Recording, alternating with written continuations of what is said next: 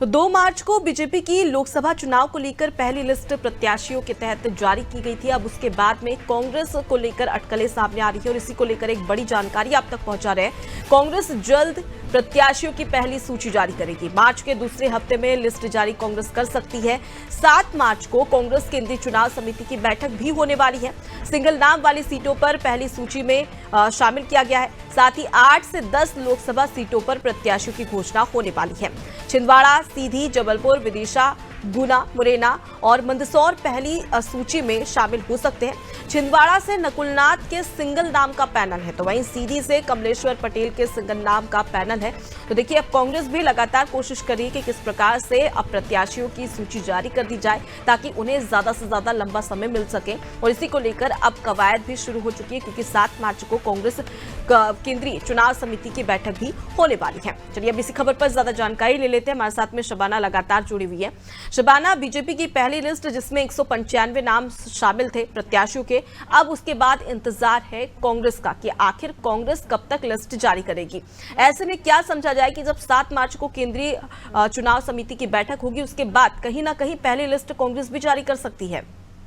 बिल्कुल, मैं आपको बताना चाहूंगी कि 7 मार्च को कांग्रेस की केंद्रीय चुनाव समिति की बैठक होने वाली है। ये बैठक कहीं ना कहीं अपने आप में कांग्रेस के जो उम्मीदवार हैं लोकसभा चुनाव के लिए उनको राहत देने वाली भी हो सकती है और कहीं ना कहीं बड़ी बैठक भी हो सकती है।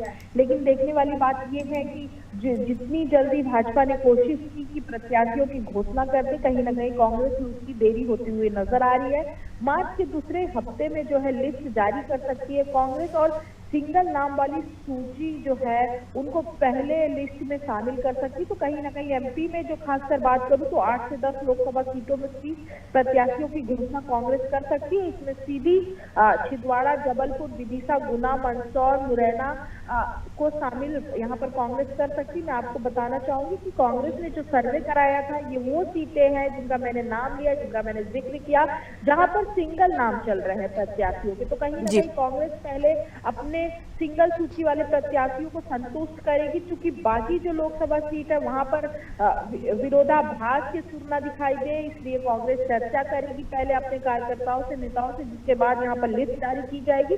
और कांग्रेस कोशिश करेगी यहाँ पर अपने नेताओं को संतुष्ट करने की, क्योंकि देखिए कांग्रेस हमेशा से यही कहते हुए नजर आई है कि टिकट एक ही को दे सकते हैं, सबको तो टिकट यहाँ पे दिया नहीं जा सकता। इसलिए पहली सूची में उन जगहों को शामिल किया जाएगा जहां के जो प्रत्याशी सिंगल नाम वाले हैं। दूसरी सूची में उन लोगों को शामिल किया जाएगा जहां पर कांग्रेस अपने नेताओं को संतुष्ट कर चुकी होगी। तो कहीं ना कहीं जल्द इसकी घोषणा होगी।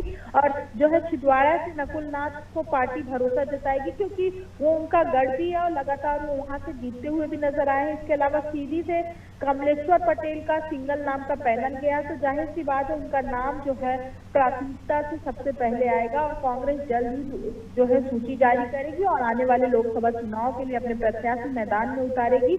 और कांग्रेस हमेशा से राहुल गांधी की भारत जोड़ो न्याय यात्रा में अभी फिलहाल जुटी है, लेकिन कहीं ना कहीं राहुल गांधी से भी इस चीज को लेकर चर्चा की जा रही है कि मध्य प्रदेश में किस किस उम्मीदवारों पर यहाँ कांग्रेस पार्टी भरोसा जताए। तो ये अपने आप में देखने वाली बात है कि कांग्रेस की जब पहली लिस्ट आएगी तो उनमें किन नामों को शामिल किया जा रहा है। जी बिल्कुल शबाना, लेकिन सबसे बड़ा सवाल यही है कि आखिर कांग्रेस इतनी कंफ्यूज क्यों है, इतना ज्यादा गहमा गहमी का माहौल कांग्रेस में देखने को क्यों मिल रहा है? क्योंकि पिछले दिनों हमने देखा तो जिस प्रकार से कांग्रेस ने कहा था कि हम पहले ही लोकसभा प्रत्याशियों की सूची जारी कर देंगे ताकि उन्हें आचार संहिता से पहले थोड़ा लंबा समय मिल जाए ताकि प्रचार प्रसार किया जा सके। उसके बाद में ये कहा जा रहा है कि सिंगल नाम वाली सीटों पर पहली सूची जारी की जाएगी, उसमें भी सिर्फ 8 से 10 लोकसभा सीट के प्रत्याशी ही शामिल होंगे। उसके बाद कांग्रेस ये कहती है कि असंतुष्टों को संतुष्ट करने के लिए दूसरी लिस्ट लाई जा सकती है। तो इस प्रकार की जो बातें कही जा रही है इससे क्या समझा जाए कि कहीं ना कहीं कांग्रेस में अब भी गहमा गहमी की स्थिति है और ये कितना भारी पड़ सकता है, क्योंकि लोकसभा चुनाव को काफी कम समय बचा है और फिर भी अगर कांग्रेस की बात कर ली जाए तो अभी तक कांग्रेस की रणनीति स्पष्ट नहीं है।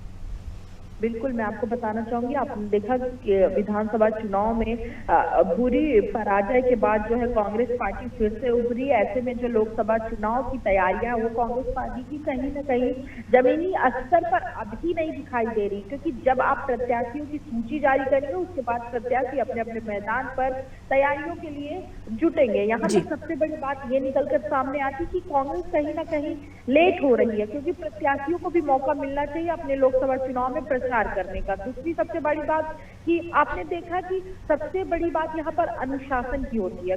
बीजेपी ने 195 की लिस्ट जारी की, लेकिन आपने कहीं भी नहीं देखा होगा कि किसी के अंदर मतभेद है। आप पार्टी से चर्चा कर सकते हैं, लेकिन कांग्रेस की अगर मैं बात करूं तो अगर कांग्रेस सूची जारी करती, आप चाहे पुराने इतिहास देख लीजिए और अभी भी अगर सूची जारी करती तो कहीं ना कहीं अन्य नेताओं को संतुष्ट नहीं कर पाती। ऐसे में पार्टी को अनुशासन की जरूरत है, कहीं ना कहीं पार्टी अपने कार्यकर्ताओं को अनुशासन का ज्ञान दे तो यह बेहतर होगा। तीसरी सबसे बड़ी बात यह है कि विधानसभा चुनाव का जो परिणाम था, कांग्रेस उसको अभी तक दोहराने की जो दिशा में वो काम कर रही, तो कहीं ना कहीं कांग्रेस को अपनी तैयारी जल्द कर लेनी चाहिए, क्योंकि लगातार पराजय के बाद भी अगर आप स्ट्रिक्ट नहीं हुए या आपने सबक नहीं सीखा तो कहीं ना कहीं वो आपको आगे भी पराजय की ओर ही ले जाता है। ऐसे में आपने देखा कि किस तरीके से हार के बाद नए पीसीसी चीफ बदले गए थे और उन्होंने लगातार पार्टी के अंदर बड़े बदलाव किए थे। बावजूद उसके भी अगर कांग्रेस पार्टी स्लो मोशन में काम कर रही तो कहीं ना कहीं उनके लिए नुकसानदायक है। ऐसे में पार्टी को जल्द से प्रत्याशियों की घोषणा करनी चाहिए और उन्हें जमीनी